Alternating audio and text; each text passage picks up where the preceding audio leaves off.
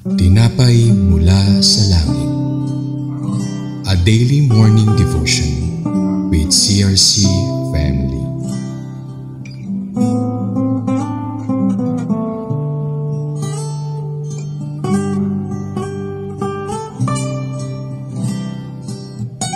Mapagpalang umaga po sa ating lahat. Ako po si Sister Jeline Bathan mula sa CRC Batangas. Samahan niyo po ako sa ating programa na Tinapay mula sa Langit, ang pang-araw-araw nating debosyon sa salita ng Diyos. Matatagpuan po natin ngayon ang ating tatalakayin mula sa aklat ng Deuteronomy chapter 26 verse 11. At ang title po nito, So You Shall Rejoice. Tayo muna po ay manalangin. Dakilang Diyos, amang makapangyarihan sa lahat. Salamat po sa panibagong araw, sa pagkakataong mapagbulay-bulayan namin ang iyong salita.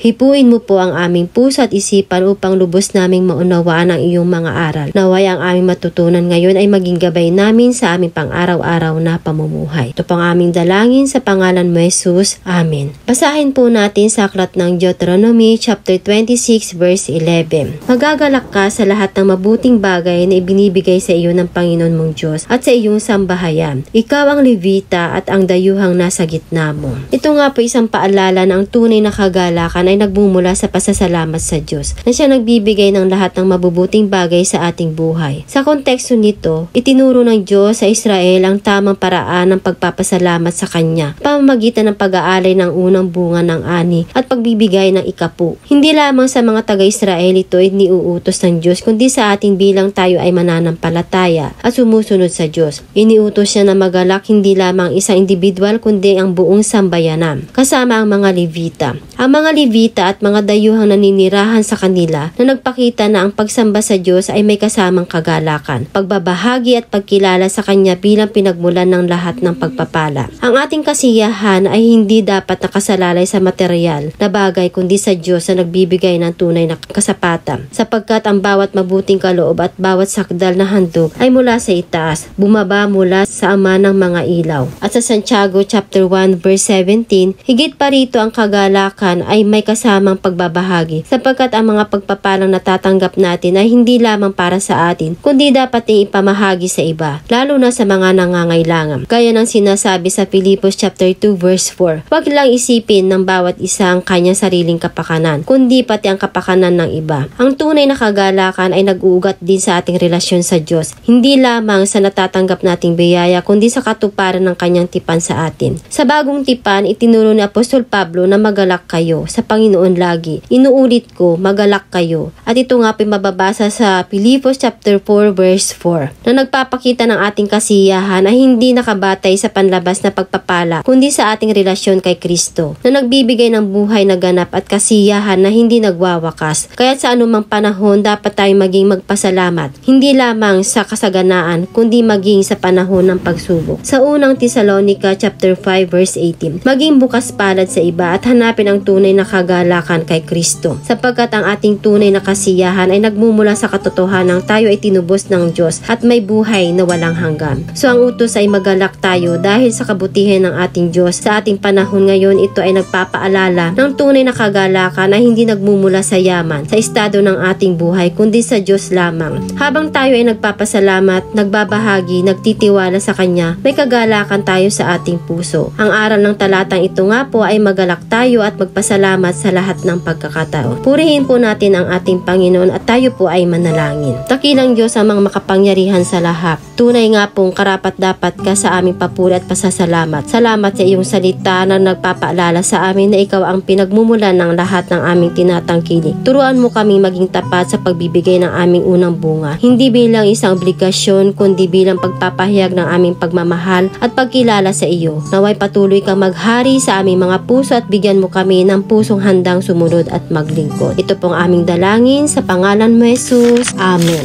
Maraming salamat po sa inyong pakikibahagi sa programa. Lagi po nating pagnilayan ang salita ng Diyos mula sa ating puso dahil lubos ang magiging kaunawaan natin. Muli po ninyo kami samahan bukas sa pagnilay ng kanyang mga salita dito sa programang Tinapay mula sa Langit. Malaya po nating i-share ang video na ito upang kayo rin ay maging pagpapala sa iba. Pagpalain po tayong lahat ng ating Panginoon. Magandang umaga po.